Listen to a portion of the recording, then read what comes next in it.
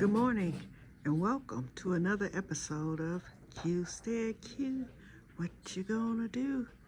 I don't know, but something's gonna grow. And this is a merged episode with the Fiber family. Well, you guys, it is 4:36 a.m. as you can see, and I landed in the hospital. Here I am. In fact, you can see my IV, my little hospital badge.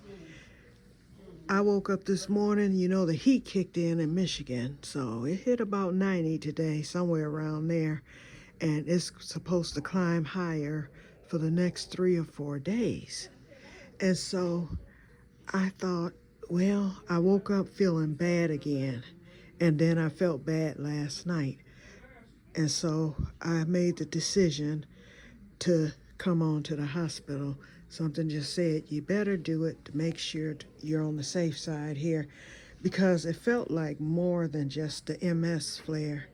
I know what the T7 attack feels like. I've had one before, and this one felt exactly the same, but then other little things started occurring. And so I said, I better, and that happened last night. So when I woke up this morning and still felt the same, if not a little worse, I said, I better go. So I left out the house. I woke up at about 9 or 10. I left out the house about 11:30, stopped at the gas station, got some goodies, of course, because I said, well, look like I'm going to have to do that doggone steroid. And the one thing that halfway helps the steroid is the either butterscotch, which I could not find, or lemon heads. And so I found lemon heads, so I bought 3 packs of those, and those are just to... Hi. Hi, Miss Davis. Hold on, you guys. It's Vicky, the virtual nurse. Is this a bad time? Yeah? You're virtual? Yeah. May I turn the camera on? You can see me on your TV. Okay, I'm filming right now. Can I continue filming? I want y'all to see this. Yeah. Okay. Filming? Yep. Oh. There she is. Hey. Oh, I don't know if I heard you right. Did you say you're filming? Yes, I have a couple of YouTube channels, and so I was letting them know that I'm admitted to the hospital because I had planned on doing videos on yesterday. So I said, I'm going to do a quick video, and so that's okay. I'm sorry. They will enjoy this, believe me.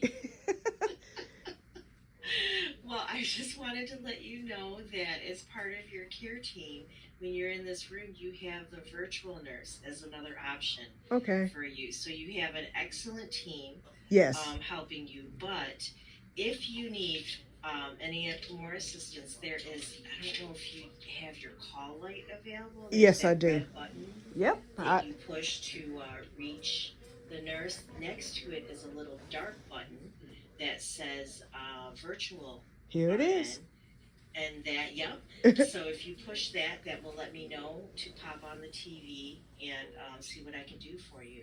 I like these new changes. I noticed the beds are new. I noticed that everything is new. The cameras, all that. Yep. And I'm a professional here. This is my vacation home with MS and other issues health-wise.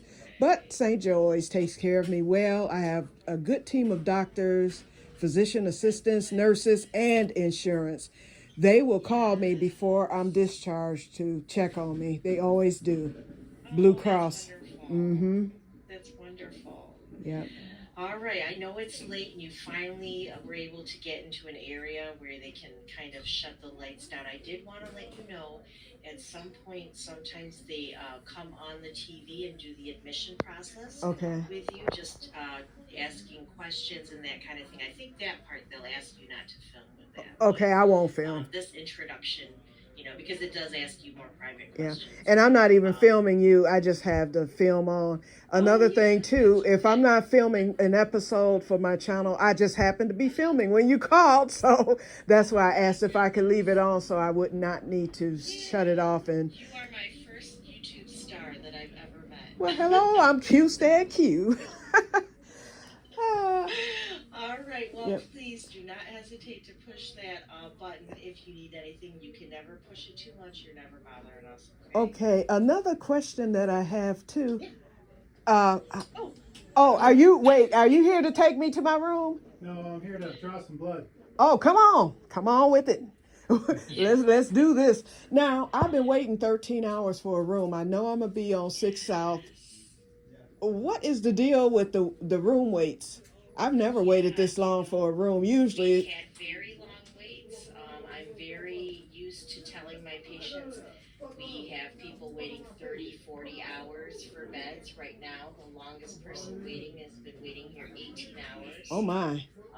And there are 19 people, other people waiting for beds along with you, and there are not 19 beds right now. So I many was people told that I'm still- number 2 in line, but wait a minute. I snuck and called up to 6 South to find out, okay, what's going on? And they told me, they said, we are full. They said it'll probably be at discharge tomorrow. They said, but don't. You know them so well, you know how to They call up there. Neurological, yes. Yeah. They know me. And then when I was my mother's caregiver, everybody in this hospital pretty much knows me. When they see me, they say, Q, what are you doing here? You know, always. But anyway, yeah, I called. That's and what's taking so long. and the lady said, she said, but you never know. She said, sometimes beds come up in the middle of the night. I said, oh, in other words, someone dies. She said, well, she said, no, she said, not exactly. She said, sometimes people are moved for whatever reason, that type of thing. She said, I would not say that they've died.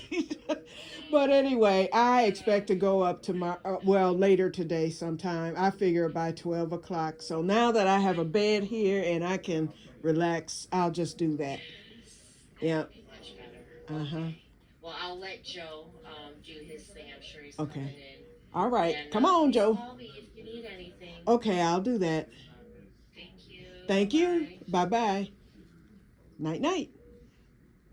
Wasn't that cute? Okay, so Joe, he's out there. He'll be coming to take blood out of my IV, and I'll let him know that I'm filming, but I'll probably pause it for Joe. But anyway, so back to the story. Okay, so of course, I was admitted immediately. Then my doctor came at about 11:30 p.m. and he felt so bad for me. He was like, oh my God, when he saw how I walked and everything. And so everyone, I knew I was going to get fussed at. They were saying, you should have came earlier, whether you were waiting on the medicine or not. But as you all know, I hate those steroids. And so I fought it to the bitter end, y'all. I fought it, because I did not want to go on the steroids. So the first dosage wasn't bad at all. It just leaves a metallic taste in your mouth. And so the lemon head did subsided a little bit, but then it came back with a vengeance. Every time I drink water or any type of fluid, the taste comes back 10 times stronger. I just have to deal with it for the next week, because as I get more and more doses, I will feel worse. I'm not going to lie. I'm going to feel worse in the next couple of days here. So you won't see me on unless I'm actually feeling well enough to come on, or if the video uploads in a timely manner. This is basically a test video to see how long it takes to upload. And I have to keep in mind, this is open airspace. So I have to be careful with that as well, whereas at home, everything is private and locked in. So I have to be very careful. Anybody can watch. Okay, so that's basically it. So keep me in your prayers, everyone, and I'll be okay. And then once I get home, then I'll start recovering from the steroids. Usually that will come out of the system within a few days. I would say 3 or 4 days, just in time for the family reunion. Because once the steroids come out your system, all of a sudden you get the strength of a raging bull. The attack is over and you're fine. Also, you guys, I have an infection. So I'm MPO right now. Can't have anything by mouth until I go for testing to find out the source of the infection. My white blood cells are up, leukocytes and other things, so we have to find out. And so that's where the other symptoms were coming from, and it's been horrible. So y'all keep me in prayer. Also, for the Fiber family, y'all will not believe what happened. I'm going to tell y'all here, and I caught it on film. Actually, I spoke with the niece and I spoke with the the person. And I said, I'm not going to put you on film. I said, but can I record you? I said, otherwise, I explained, I said, I have a YouTube channel. I said, and I do story times from time to time. I said, and I just started a week ago a story about a man that I met that was 101 years old. I said, we became best friends. We had a great time. And I told him about how I had prayed to meet a centenarian and to go to college. I went through the whole spiel with him. I said, so that's the reason why I'm asking. So she said, don't film a face. She said, but I will do this. And so then the niece, who happens to be 80 years old, she's 81. She said, look at God work. She said, we believe in God. And we believe that God do things for a reason, and he has done it with you, and we are happy. She said something to that effect, but I caught it on camera when she said it. I don't want to mess up and botch her words. So I met, and I said I would never meet another centenarian in my life. They brought a lady back, and she was there to be checked out because her ear had started bleeding, and I'll leave it at that.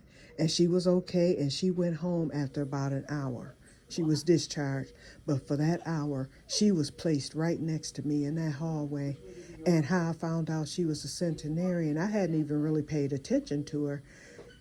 Someone asked her, so how did you get your longevity? When you hear that question, your ears better pop up, because that means that person is 100 years old. They always want to know how you live so long. She said, I never drank alcohol. She said, and I only had one husband. She said, for 70 years, and I never remarried, never messed around with any other man. She said, that is my secret to longevity. And then I looked at her face, and when I saw her face, I said, this woman is 100 years old. Good God Almighty, God, what in the world?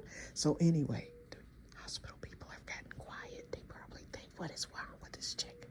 Anyway, so what I did was I got up, slinked over there with my walker, and I was like, excuse me.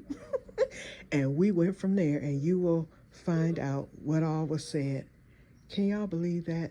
I truly believe I said Andrews and God got together up there and said, let's give her a treat. Just if it's just for a few minutes. Let's shock her. I never thought I'd meet another centenarian, and I met another centenarian even while sick. And I told her, I said, after this, I said, I can face anything. And I said, let me just do these steroids and be done with it. God's letting me know he's on my side. He's got me. So there you have it.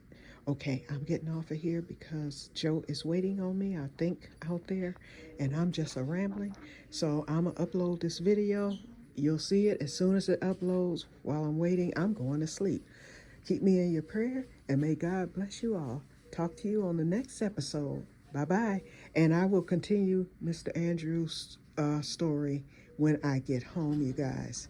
So be ready for that. Bye-bye. Okay, Joe. Let me cut off my video.